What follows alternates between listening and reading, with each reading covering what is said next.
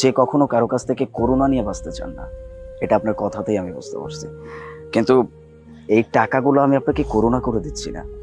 আপনি ভেবে নেন না যে একজন ছেলে তার বাবাকে কিছু টাকা গিফট করছে তার খাওয়ার জন্য, তাকে ভালো রাখার জন্য।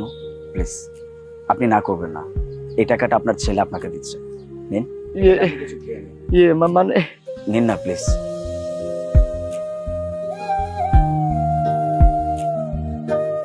Thank you so much. আরেকটা, এটা হচ্ছে আমার কার্ড। এটা হচ্ছে আমার কার্ড। আপনাকে যে টাকাটা দিছি, এটা যখন আপনার কাছে শেষ হয়ে যাবে, আপনার তো খাওয়ার জন্য আবারও টাকা পয়সা লাগবে। আপনি কোনো সংকোচ বোধ করবেন না, সোজা এই ঠিকানায় আমার সাথে দেখা করবেন, আমার সাথে কন্ট্যাক্ট করবেন। আমি আপনাকে আবার টাকা দিব।